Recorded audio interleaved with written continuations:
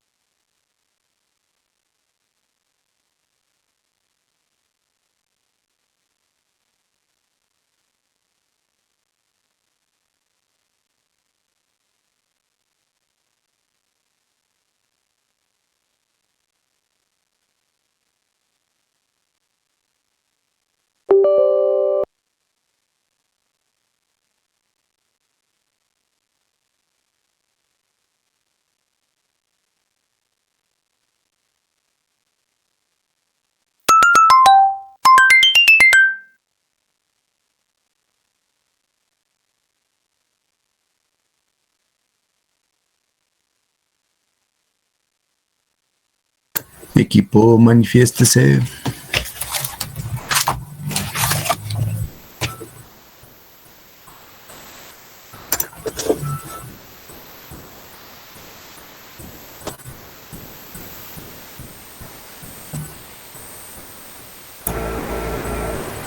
¿Todo bien?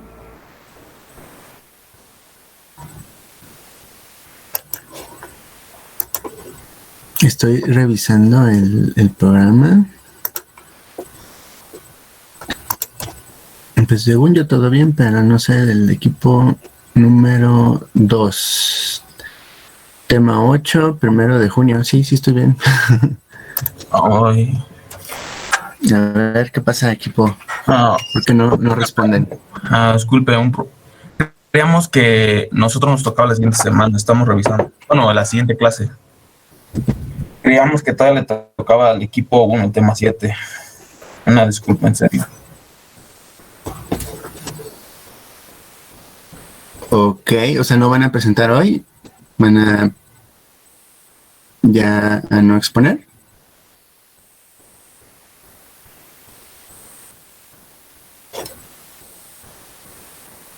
Bueno, parece que no. Entonces voy a empezar yo, para aprovechar el tiempo.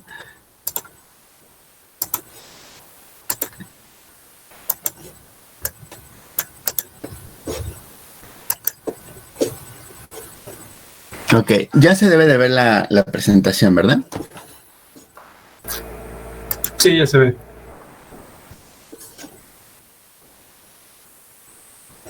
Ok, muy bien. Hay digamos, hay un pool de trabajos de investigación que además de precisar dentro del origen de las dislipidemias, el caso de ciertos factores hereditarios y además de la otra clasificación que habíamos comentado de si eran de tipo primario o secundario, se habla particularmente del caso de dislipidemias que de alguna manera pueden considerarse adquiridas. Digamos que esto también es una de las lógicas que más se han pues sustentado por el hecho de que culturalmente digamos que las poblaciones pueden estar expuestas a, digamos, como dice aquí, ¿no? Las situaciones que derivan en un consumo incrementado, ¿no? A lo mejor la foto para algunos de ustedes les puede representar buenos o bonitos recuerdos. Y en este caso, es muy importante entender que esta exposición crónica a elementos que son ricos, bueno, alimentos que son ricos en un alto contenido calórico, desde luego que van a favorecer la adquisición de grasas saturadas y que potencialmente contribuyan al papel que tiene en este caso, en la dislipidemia, ¿no? Sabemos que esto parte de pues, la acumulación de estas grasas en exceso en la región ventral y la importancia que esto tenía. Solo para que estemos otra vez en el contexto, ¿se acuerdan cuáles habíamos dicho que eran los criterios que se consideraban promotores en el síndrome metabólico? O sea, los criterios que podían causar el síndrome metabólico. ¿Se acuerdan cuáles eran? Resistencia a la insulina y había otro que me lo había corregido, de hecho. La resistencia a la insulina es uno bien importante. Sí. ¿Cuál sería el otro? La acumulación de ácidos grasos. Sí, bueno, de hecho, el que se corrigió fue el de la resistencia a la insulina, porque el otro creo que se mencionó bien, que era el caso de la obesidad de tipo abdominal o ventral, ¿no? Cierto. Entonces, si pensamos en que en este caso, por la situación de que una persona, se va a oír raro, ¿no? Está expuesta a un consumo masivo, ¿no? De carbohidratos y de azúcares, desde luego que pues esto lleva al caso del sobrepeso y la obesidad, ¿no? Y además aquí aparece la situación de aquellos procesos farmacológicos que pudieran desarrollar claramente este incremento en las grasas y que ya habíamos mencionado, por ejemplo, ¿se acuerdan el caso de las glitazonas o las tesolidinedionas? De alguna manera, el que la metformina, ven cómo lo voy a decir, ¿no? Puede tener una acción que limite la síntesis de lipoproteínas de baja densidad y que promueva las de alta densidad. Significa que en este decremento y aumento de estos parámetros respectivamente, existe cierto fenómeno de dislipidemia, porque se acuerdan que habíamos comenzado esta parte diciendo que la dislipidemia refiere como nombre o denominación variaciones en la cantidad o en la concentración de las grasas. O sea, puede que aumenten o puede que bajen. Entonces, hay quienes refieren así que el caso de la metformina causa dislipidemia y entonces ahí la gente se pone, ¿pero cómo? O sea, si solo debería de ayudar a controlar los niveles de azúcares en las personas con diabetes. Bueno, no hay que alarmarnos, hay que entender a qué se puede referir ese fenómeno de dislipidemia. Ahora, tenemos una norma oficial mexicana, la 037, que habla sobre el manejo de dislipidemias, pero también del control de la obesidad, del sobrepeso, y establece criterios que contemplan también los que fueron referidos por la OMS y también por el ATP3, estos que vemos aquí en la tablita, en estas categorías. Entonces ahí en la primera fila lo que vemos es el colesterol total, luego vemos LDL, triglicéridos y después el HDL, ¿no? Al menos que estos son como muy más frecuentes solicitados cuando hablamos del panel de lípidos, ¿no? Entonces sabemos que la nivelación de los triglicéridos parece ocurrir más fácilmente en un corto tiempo. O sea, que aquellas personas que emprendan un tratamiento farmacológico y no farmacológico pueden llegar a nivelar de un criterio de muy alto riesgo al recomendable en un periodo de meses. O sea, y hablamos de a lo mejor de algunos trabajos que me ha tocado ver, a lo mejor hasta de pensar en un periodo de ventana de renivelación o reconstitución de estos parámetros, que puede ser 6 meses, 8 meses, un año, algo así, ¿no? Bueno, es esto, aunque es un rango que puede ser muy amplio porque hay personas que muy fácilmente pueden nivelar esta cuestión. Aquí ustedes tendrán que recordar que en el proceso de biosíntesis de lípidos existen ciertos fenómenos, para eso tuvimos la fisiopatología y todo esto, que permiten entender que hay cierta complejidad en su síntesis y tiempo. De tal manera que en el caso del colesterol total, desde el punto de vista clínico, existen de pronto mayores dificultades en observar una reconstitución de los valores adecuados, ¿no? O los recomendados. O sea, inclusive a tal grado de que pueden ser incluso mayores a 240, pero en las poblaciones no se puede proponer un nivel de muy alto riesgo porque a lo mejor un parámetro de 300 se considere para una sola persona de muy alto riesgo porque a lo mejor ya tuvo antecedente de miocardio o sobrevivió un evento cerebrovascular. ¿Sí? Entonces, puede haber personas que tengan, siendo deportistas, un colesterol total de 350 y a lo mejor hay un riesgo allí, o sea, siendo deportista una persona y todo flaco y todo esto fitness, hablamos de una dislipidemia más bien de esta causa familiar, que lo veíamos la vez pasada. A lo mejor el riesgo por precisamente ser deportista se ve un poco limitado porque pues al final va a ser a lo mejor seguro incorporar un fármaco que permita nivelar en tiempo esos valores. Tiempos más prolongados de recuperación que en el caso de los triglicéridos. Allí nuevamente son fenómenos bioquímicos en el organismo de las personas que pueden ser causales. Oigan, me están llamando nuevamente. Permítanme unos momentos para atender esto. Gracias.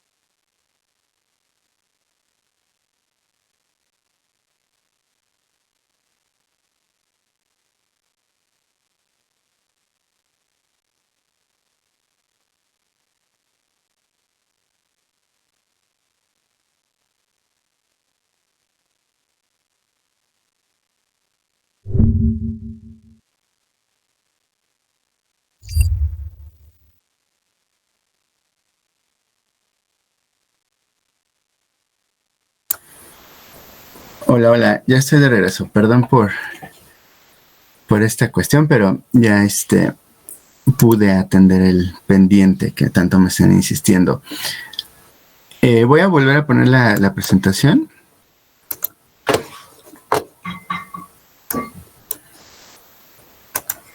Entonces, solamente aquí para ir recuperándonos de la pausa. Había yo comentado que en concordancia a lo que habíamos revisado como principales dislipidemias en lo que toca al colesterol o a la hipercolesterolemia y la hipertrigliceridemia, debíamos de considerar ciertos tiempos de recuperación de valores normales en las poblaciones.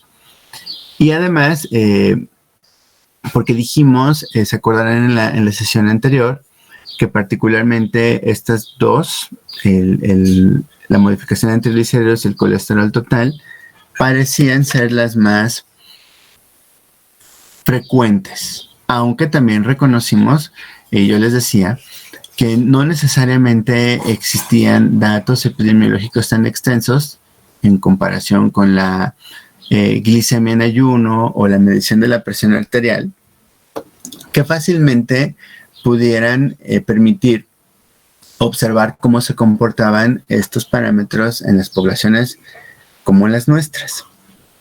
Es importante tener en cuenta que clínicamente, habíamos dicho también, se trata de condiciones que parecen ser silentes. Es decir, que modificaciones en estos parámetros son hallazgos en pruebas de laboratorio que de pronto así en alguna cuestión de que pues nunca me han hecho esto, vamos a ver cómo estoy, ¿no, doctor? Y le hacen el panel de lípidos y sale allí alguna cuestión. O sea, aquí solamente cerraré esta parte diciendo lo siguiente, que también desde cierta óptica ha generado en los últimos 5 años, 8 años, ciertas polémicas de tipo clínico. El caso de las personas con sobrepeso y obesidad llamados metabólicamente sanos. No sé si habían escuchado eso, pero esto planteaba en su momento otro término que tampoco sé si lo habían escuchado, la diabesidad. ¿Sí habían escuchado estas cosas que les estoy diciendo ahorita? Pero planteaban ideas raras, ¿no? ¿Si alguien quería comentar algo? No he escuchado la diabesidad, pero pues me suena bastante a lo que engloba el síndrome metabólico, ¿no? Ok, o sea, la propia deformación de esta palabra sugiere como que están en tránsito o como comorbilidad la obesidad y la diabetes, ¿no? Pero ¿qué creen? No ha sido aceptado así por los consensos internacionales como una condición clínica. O sea, se tiene que reportar obesidad, se tiene que reportar diabetes tipo 2 por separado. Pero el término por sí solo sugiere que existe una clara relación, como dice su compañero, metabólica, en lo que toca a que siendo antecedente la obesidad de tipo abdominal o ventral, la relación en el tiempo fue pues que desembocó en las condiciones metabólicas que describimos por causa de los ácidos grasos libres no esterificados, en que se desarrolló la diabetes tipo 2, ¿no? Entonces por ahí va esta cuestión. Y en lo que toca a estas personas con sobrepeso y obesidad metabólicamente sanos, es porque prácticamente casos puede haber muchos, en donde siempre sus datos de lípidos resultaron en parámetros de normalidad o aquí como lo vemos, recomendables. Entonces ahí es donde ustedes podrían decir, a ver, pero es que acabas de decir hace rato antes de tu superllamada que había personas así fitness y todo el show que tenían alterados el colesterol, los triglicéridos, o sea, ¿por qué? O sea, esta cuestión. Entonces, allí es donde parece ser que los polimorfismos genéticos relacionados precisamente al descontrol en estas rutas metabólicas relacionadas a la síntesis o metabolismo de lípidos, de colesterol total o triglicéridos, parecen ser los que se encuentran asociados.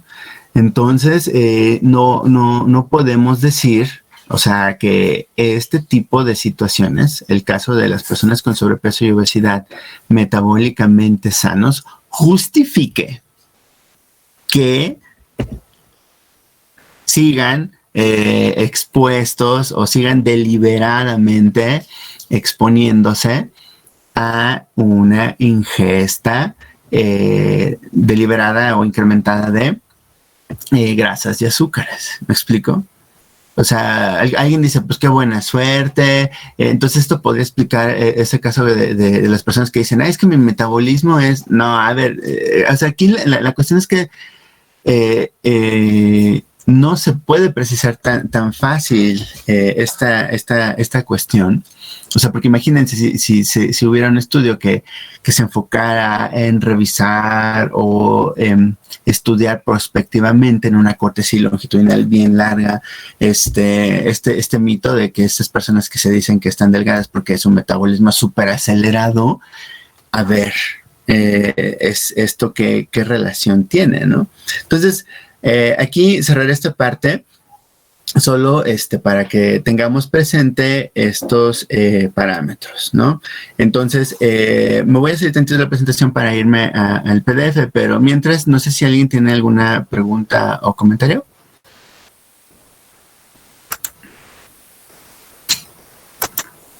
No, profe. No, todo bien. Profe, Sí. yo tengo una. Por ejemplo, estas personas que usted nos comentaba que son como muy sanas, porque bueno, normalmente como en los anuncios o así, cuando lo primero que te dicen es, pues, si tienes factores de riesgo y pues lo primero que se te viene a la mente es como la obesidad. O sea, hay como, ¿cómo le diré? Como un indicio claro o una señal muy de riesgo que ellos pudieran tener. O sea, que no se pudiera confundir con algo más. Sí, mira, aquí la cuestión, voy a empezar a poner el PDF, pero respecto a este comentario, sí hay algunas indicaciones clínicas que son importantes atender en estas personas que parecen ser metabólicamente sanas, ¿sí? O sea, el hecho de que no exista en un determinado momento, o sea, pensando, llegó el mes de mayo del 2021 y una persona con clara obesidad está súper bien controlada de sus lípidos, no le exime que en 6 meses algo pueda cambiar o en el próximo año. Entonces, estas indicaciones o que deben de atenderse, las guías clínicas es que señalan que estas personas con estos antecedentes deben de estarse monitorizando nuevamente desde la óptica de la medición de estos lípidos, incluyendo el monitoreo de la presión arterial y de la glicemia en ayuno, al menos una vez al año. O sea, no parece como muy, muy estricto, pero bueno, al menos una vez al año ya, ojalá, digo, porque, o sea, si yo planteara aquí, a ver, contestemos todos, ¿cuándo fue la última vez que nos midieron lípidos, triglicéridos, colesterol total? Van a decir ustedes, ¿y como por qué, Cairo? Bueno, pues esa es la cosa, ¿no? Entonces tenemos que empezar por allí. Y la otra es precisamente a este abordaje que es lo que justo el PDF arroja. O sea, considerar, modificar estilos de vida no saludables. Entonces, ahí va esta cuestión, ¿no? Un poco para responder tu pregunta. La otra es, por ejemplo, verificar otro tipo de hallazgos. Por ejemplo, que por alguna situación así súper extraordinaria en un estudio de una tomografía abdominal, que porque estaban revisando alguna cuestión en estómago, resulta que alcanzaron a ver algunas como protuberancias en páncreas. Entonces van a decir, bueno, pues ya te fuiste a un momento súper extraordinario, ¿no? Que es otro hallazgo, ¿no? O sea, que estaban revisando estómago, pero le dieron una miradita a páncreas y vieron que tenían unas protuberancias que parecían como callosidades y son aglomerados de algo que se llama amilina. No sé si habían escuchado de esa sustancia. Digamos que son unos gránulos que contienen amilina, lo que son estas protuberancias en páncreas, que alteran claramente la función de las células alfa y beta pancreáticas y les desregulan. Entonces, estas personas tarde que temprano van a pagar la factura clínica y de pronto van a empezar a colapsar, de tal manera que ahora sí, después de muchos años de ser metabólicamente sano, esa persona con obesidad o sobrepeso pueden empezar a exhibir datos, pero así súper dramáticos, de hiperglicemia o de lo contrario. Entonces, digamos como que son algunas apreciaciones indirectas que solo de esa manera, a manera de un hallazgo, se podrían identificar. Pero lo cierto es que estas personas lo que tendrían que hacer es esto. O sea, en este caso es procurar, digamos, remediar aquellas situaciones de riesgo que puedan en el tiempo empeorar su aparente condición de salud. Cuando se trata de causas secundarias como estas que ya empezaron a leer aquí en el documento, pues ya tenemos otro panorama. Entonces, ¿cómo ves? ¿Sí queda un poquito más claro el panorama de estas cuestiones? Sí, profe, sí, justo por eso era como la pregunta de lo que usted planteaba de pues qué tan acostumbrados estamos como a estecarnos, ¿no? Y todo esto. Y pues sí, creo que sí tiene razón. Bien, ok. Bueno, entonces le vamos a seguir aquí en la lectura. Entonces, bueno, yo les decía que a lo mejor ya lo empezaban a leer, que yo espero que sí. Hay varios aspectos que ya habíamos visto en la sesión anterior de esos factores que potencialmente podrían estar asociados a este tipo de desregulaciones. Y ya vieron que aquí el documento plantea casos clínicos que precisamente generen estas dislipidemias secundarias. Algunas de ellas, creo que como lo hemos explorado con otras condiciones, podemos decir que si se remedian, es muy probable que la dislipidemia también. Porque vean, ven el caso aquí, me voy a ir un poquito más abajo. ¿Se acuerdan de esta causa iatrogénica que también se comentaba la vez pasada? Y entonces, si se resolvía, tenemos un horizonte de recuperación más claro en las personas. Ahora les voy a plantear lo siguiente y piénsenlo. Aun cuando no hemos revisado los mecanismos de acción, que es lo que sigue, ¿creen ustedes que una persona que sea diagnosticada con hipertrigliceridemia o con hipercolesterolemia, por mencionar estos casos, esas personas necesitarían tomar medicamento para toda la vida? ¿Qué piensan ustedes? Me dijeron que tengo elevadas las grasas y toda la vida tengo que tomar este medicamento que se llama fluvastitina, ¿no? ¿Qué piensan ustedes? Depende, ¿no? De qué causó el aumento o la desregulación metabólica. Puede haber sido un medicamento, estilos de vida, algún padecimiento, como usted dijo, genético, ¿no? Relacionado a un polimorfismo. Así que depende. Okay. En el caso de que se puedan modificar los hábitos, pues seguramente podrá controlarse bien y tendrá que dejar de tomar el medicamento. Claro, una vez que el médico lo disponga, ¿no? Ok, gracias. ¿Alguien más quisiera comentar respecto a que sí o no? Adelante. Con respecto, bien como decía mi compañero, eso de que va a ser principalmente si se halla que es un padecimiento crónico o un padecimiento agudo. Si es una situación crónica, el paciente sí va a tener que estar predispuesto al consumo de medicamento de por vida. Ya puede ser por una afección genética, como comentábamos, o por una alteración metabólica ya permanente. Pero si es una causa aguda, como bien cambios en el estilo de vida, alimentación, intoxicaciones, algún medicamento, a lo mejor solamente es la modificación de estos más un tratamiento con medicamentos por cierto periodo de tiempo. Va a depender mucho de si es crónico o agudo. Sí, me gusta que ya lo tengan claro esta cuestión. Y digamos que desde el punto de vista de la educación sanitaria, entonces para el servicio farmacéutico, si está en posibilidad de contribuir, ya se dan cuenta que hay un panorama muy diferente al que enfrentábamos en el caso de la hipertensión o la diabetes, en donde ahí sí el tratamiento pues era prácticamente seguro para que tuviera una buena calidad de vida, pues todo el tiempo que le quedara de vida a esa persona. En este caso, efectivamente, como decía, ¿no? O sea, el depende puede estar asociado a que los tratamientos a lo mejor sean limitados por la recuperación de la causa que les origina.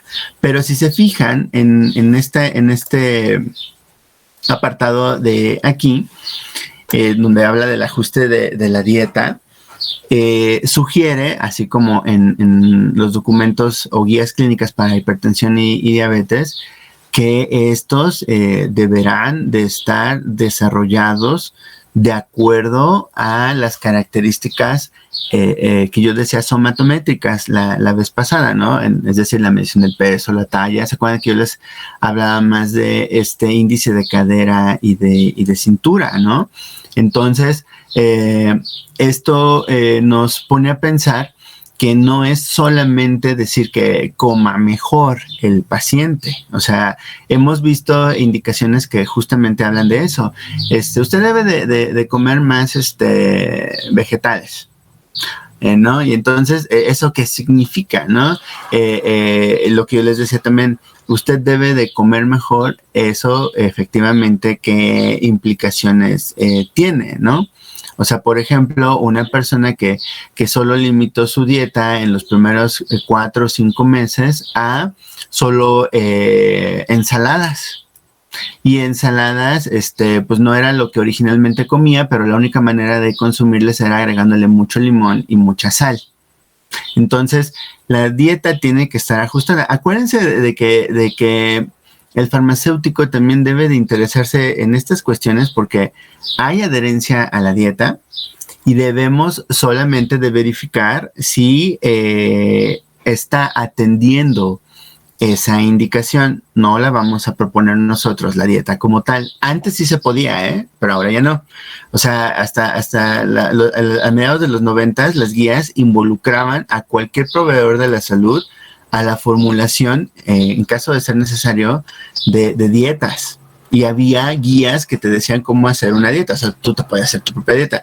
Pero vino por ahí el auge de la carrera de nutrición y dijo, a ver, levantó la mano y dijo, hay que delimitar esto porque para esto se estaban formando, ¿no? Entonces fue interesante esa cuestión, pero es importante no dejar de lado esta cuestión, ¿no? Ahora, en lo que toca ya para ir transitando a la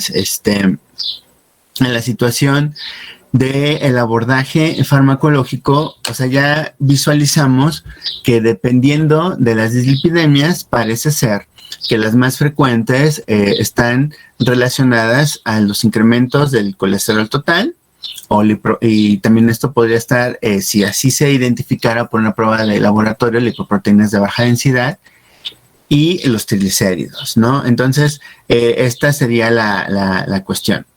Pero tomando en cuenta eso, pues anticipamos que si regulamos de alguna manera el proceso celular que favorece la síntesis de grasas, en este caso triglicéridos o el colesterol, puede funcionar como un mecanismo de acción que pueda tener vigencia en las personas con un diagnóstico de dislipidemia.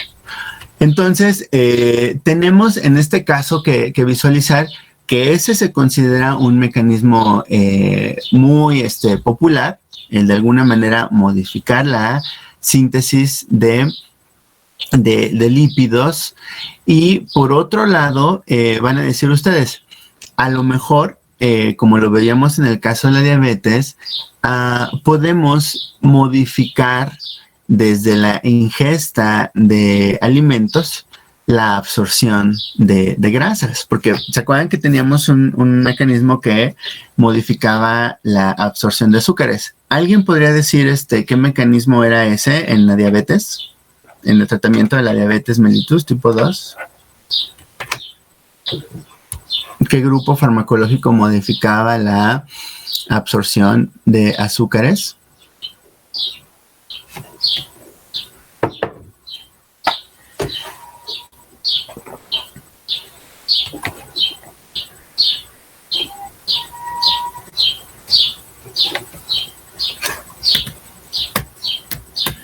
A ver, a lo mejor están revisando ahí las imágenes.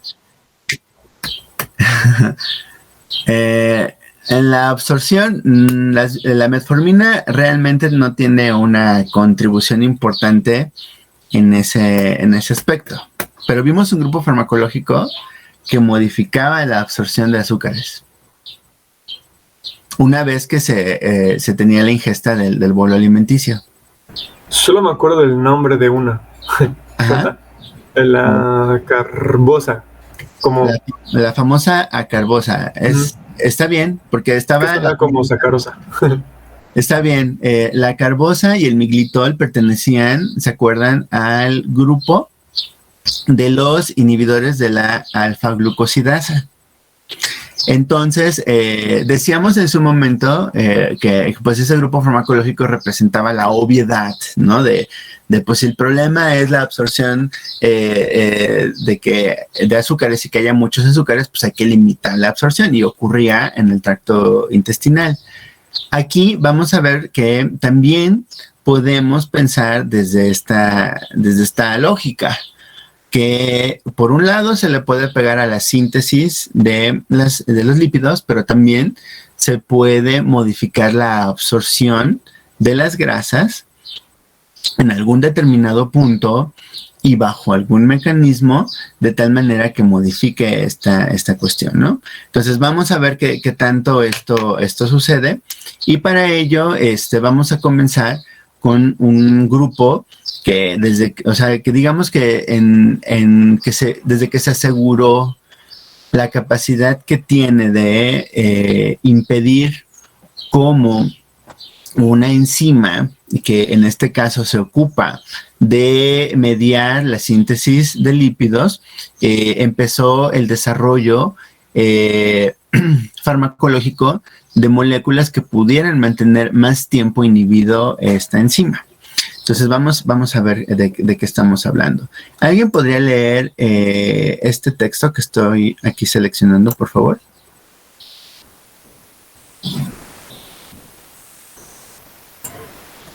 Dos productos naturales, la mevastatina y la lovastatina, obtenidas de la Penicillium citrinum y de la Aspergillus terreus, respectivamente, tienen una estructura muy parecida a la del 3-hidroxi-3-metil glutarilcoenzima A, HMG-CoA, figura 52-55-2, que es un precursor inmediato del ácido mevalónico, y a su vez precursor fundamental de la síntesis de colesterol, demostrada su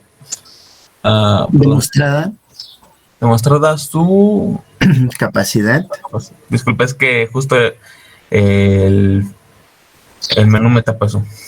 Demostrando su capacidad de inhibir la síntesis de colesterol, la mevastatina no puede ser utilizada en la clínica por su toxicidad. Si en cambio la lovastatina, que en su estado natural como lactona demostró ser un profármaco que en el hígado se transforma por hidrólisis en un hidroxiácido activo, de la lovastatina se obtiene un derivado actilado, la simvastatina, también una lactona inactiva transformable en hidroxiácido activo y otro hidroxilato y activo. La pravastatina, figura 55-2, posteriormente se han sintetizado la fluvastatina y la atorvastatina. Para simplificar, han reciclado el nombre abreviado de estatinas. Muy bien, gracias. Entonces, seguramente hemos escuchado sobre este grupo farmacológico, ya nos habla el potencial sitio en donde va a tener acción estos fármacos. Y seguramente cuando yo les les estaba hablando del desarrollo farmacológico que se hizo alrededor de ellos, pues ya se dieron cuenta, ¿no? A ver, si de una molécula es necesario emprender reacciones de fase 1 para tener metabolitos activos, pues la síntesis ya directa de ese metabolito, pues ya digamos que permite que esté más biodisponible más fácilmente, ¿no? Entonces, eso implica un desarrollo en tecnología farmacéutica, pues para disponerlo en una tableta. Pero ya se dieron cuenta que mucho de lo que está referido en este documento, o sea, nos hablaron de la fluvastatina, lovastatina, como sustancias que podrían irse desarrollando a partir de la otra, o del metabolismo muy relacionado al primer paso de la otra. Entonces, disponer más bien ya en una tableta del metabolito activo como tal ha sido gran parte del desarrollo tecnológico que se ha dispuesto para estas estatinas, de manera que se han logrado dos cuestiones. Primero, en que en aquellas personas que por su edad ya tienen cierto deterioro o digámoslo así, insuficiencia hepática, como para lograr asegurar el metabolismo adecuado y en tiempo y en forma de una sustancia, de manera que a lo mejor no garantice que va a estar biodisponible en una cantidad adecuada, pues en ellos les va a venir súper bien disponer ya de el fármaco que propiamente está siendo constituido por el metabolito ya superactivo, para que emprenda el proceso de saturación de esa enzima, ¿no? La 3-hidroximetilglutarilcoenzima A. Entonces, tiene mucho sentido, ¿no? Pero esto en el desarrollo, ya saben, ¿no? O sea, pues esto implica un costo, ¿no? Para empezar, sí, porque digamos que ya saben, ¿no? Entre más fácil sea acercar un fármaco en las mejores condiciones de efectividad y de seguridad, pues mucho mejor, y esto se traduce en un costo relativamente elevado, ¿no? Entonces, creo que esa es una ventaja, ¿no? El ahorrarle este compromiso metabólico al CYP3A4, de manera que pues ya se tengan los metabolitos listos o disponibles, ¿no? Por un lado. La otra cuestión que, por ejemplo, se ve como una ventaja, ven el caso de la fijación a proteínas plasmáticas para la pravastatina, mayor o igual al 45%. Me voy a ir ahora así como a la farma maternal, ¿no? ¿Qué implicaciones en una persona tendría el que un fármaco como la pravastatina tenga fijación a proteínas plasmáticas en un porcentaje como mayor o igual al 45%? Respecto a estas, o si lo quieren ver en comparación a las otras, que es casi del 99%. ¿Qué piensan ustedes de este valor? Va a haber un menor secuestramiento del mismo, ¿no? Más que secuestramiento, acordémonos que va a haber mayor disponibilidad o biodisponibilidad de fármaco libre, lo cual es bueno, ¿no? Porque el secuestramiento ahí lo tendríamos que ver cuando se va tejido afín, ¿no? A lípidos y grasas. Adipocitos, por ejemplo. Okay. y siempre y cuando ahí tenemos que acordarnos que el volumen de distribución efectivamente esté verificado que sea por arriba de 40 litros.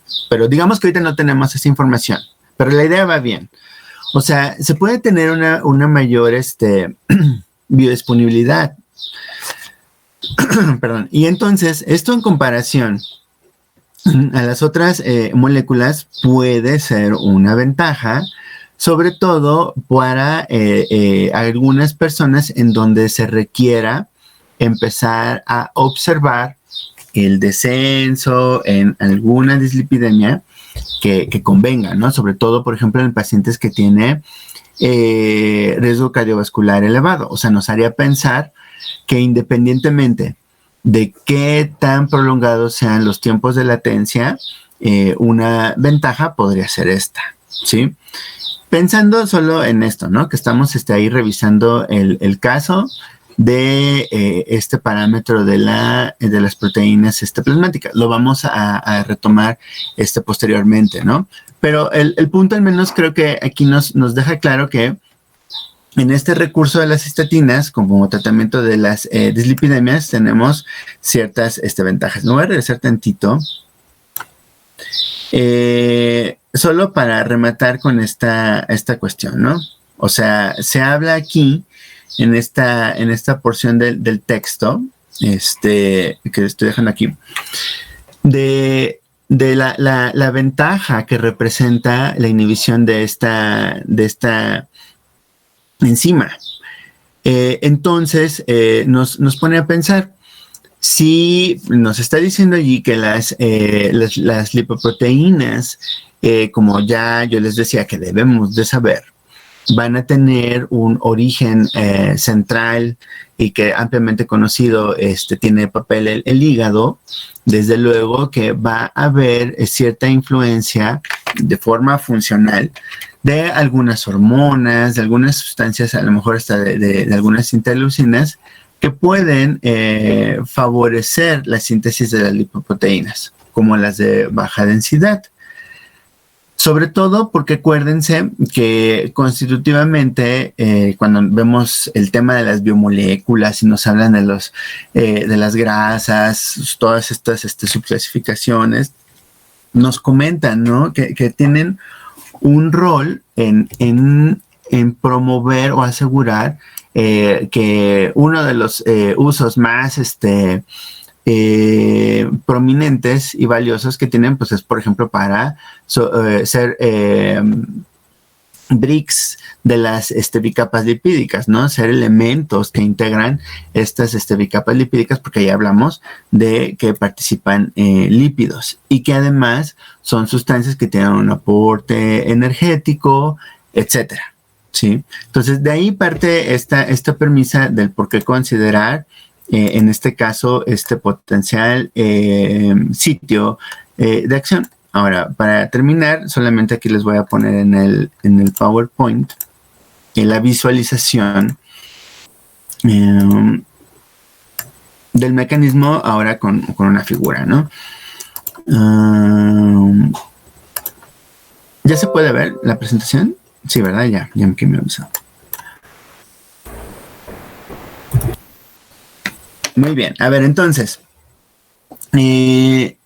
naturalmente o de forma funcional o constitutiva, ya ven que yo luego les comento estos términos, se establece que nuestras líneas celulares van a requerir de ciertos requerimientos, de concentraciones, para que no repetir requerimientos, de lípidos para asegurar pues toda la serie de actividades o compromisos intracelulares que deben de tener, ¿no?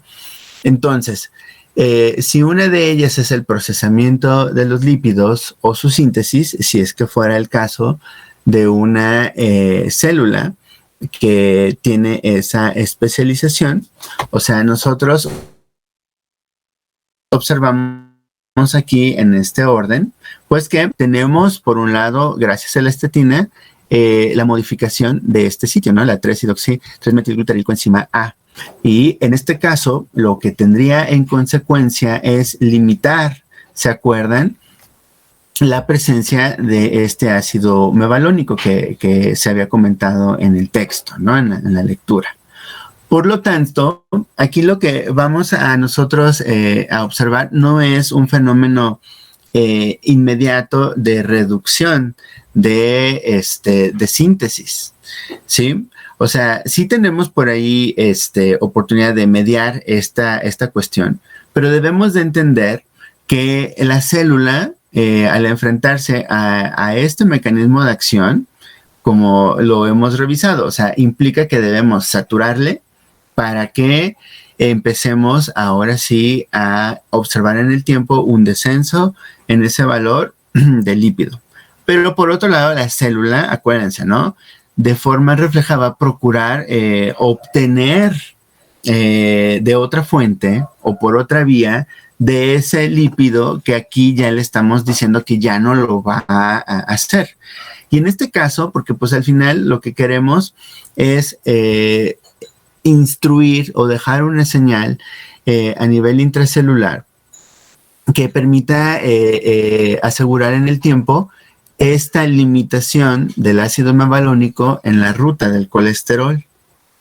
Entonces, cuando esta limitación de que gracias a que ya no tengo suficiente ácido mevalónico y por lo tanto no puedo concluir esta ruta de síntesis de colesterol, pues tengo que convocar al exterior para obtenerlo, ¿no? Para ver otra ruta que me permita obtenerlo. Entonces ya ven que aquí tenemos un cierto feedback negativo, ya saben, estas retroalimentaciones, ¿no?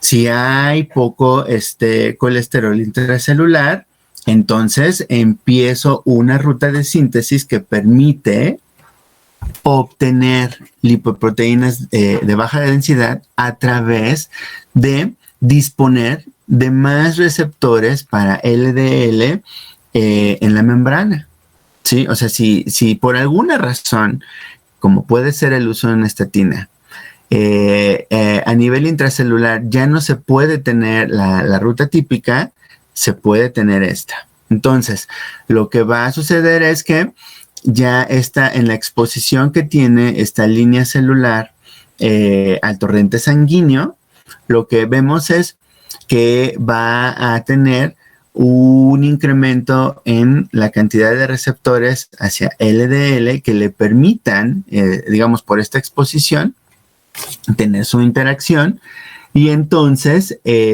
a partir de esta interacción tener el ingreso o captación de ese LDL y entonces procesarlo como una nueva fuente de colesterol, ¿sí? Que intracelularmente va a ser dispuesto.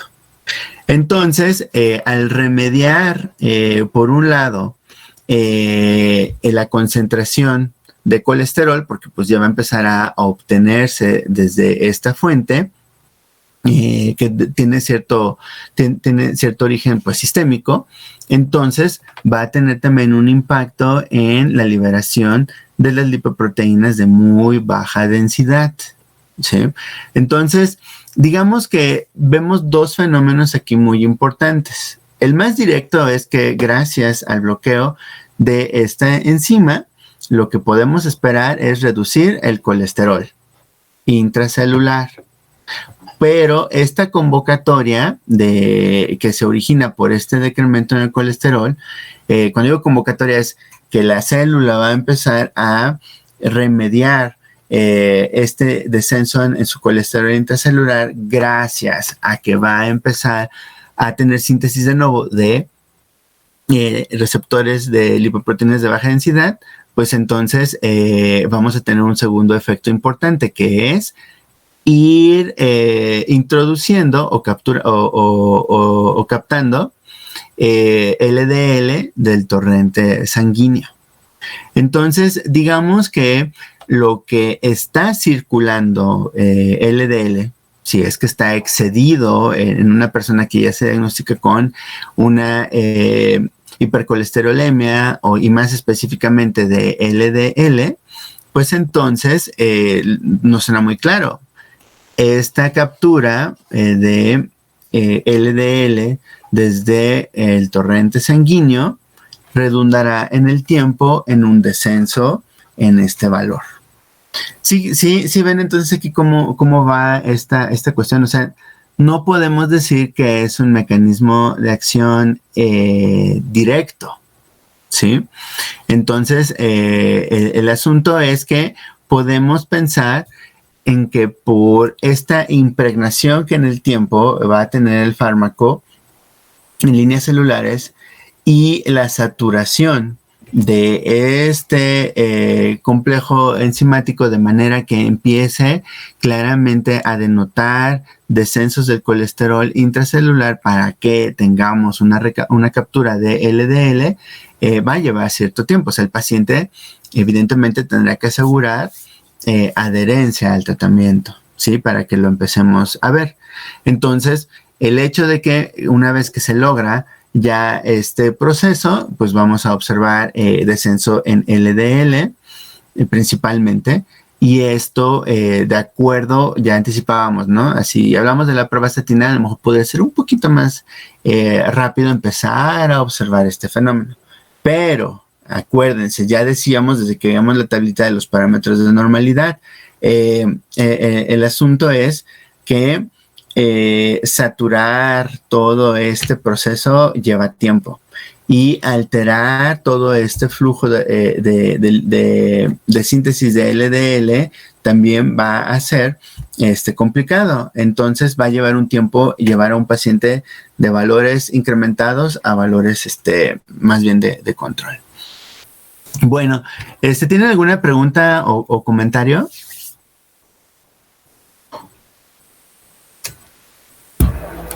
Como tal, sí podría ser una precisión, ¿no? O sea, por ejemplo, su pregunta sobre la dependencia a un tratamiento farmacológico.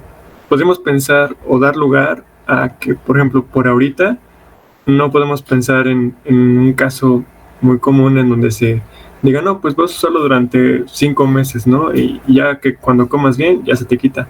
¿Qué tal de esos pacientes con un polimorfismo, pero que la terapia sea genética, o sea, esta terapia génica? Ahí sí lo van a dejar porque pues el tratamiento habrá concluido, ¿no? Pero es un caso innovador. Ajá, sería como muy ideal en la farmacoterapia de precisión hablar de esta intervención. O sea, tiene su vigencia el caso que propones. Pero antes de eso, lo que comentabas al principio, ¿no? O sea, el decir que tanto va a depender mantener vigente un tratamiento en una persona va a quedar justificado desde qué punto de descontrol estamos hablando. Y además porque vamos a ver en la siguiente sesión si efectivamente las estatinas solamente se van a limitar a reconstituir los valores de colesterol total y LDL. O sea, no va a ser lo mismo arrancar de un paciente de más de 300 miligramos por decilitro como descompensación respecto a uno de 250, ¿no? Entonces, yo creo que esto es lo que ya vamos a poder integrar en la próxima vuelta. Este es el mecanismo más complejo, por así decirlo. Vamos a ver que los otros son muy pequeñitos porque específicamente de lo que hablan es de la otra ruta, ¿no? De modificar la absorción de las grasas. Pero como les decía, eso es lo que solamente faltaría del tema y listo. Bueno, entonces nos vemos el próximo jueves, ¿de acuerdo? Nos vemos, que estén muy bien. Profe. ¿Sí? Una pregunta, entonces la programación sigue normal, nosotros el equipo 3 pasamos el jueves. Sí. Ah, ok, perfecto. Muchas gracias. Bueno. Nos vemos, que estén bien. Hasta luego, profe.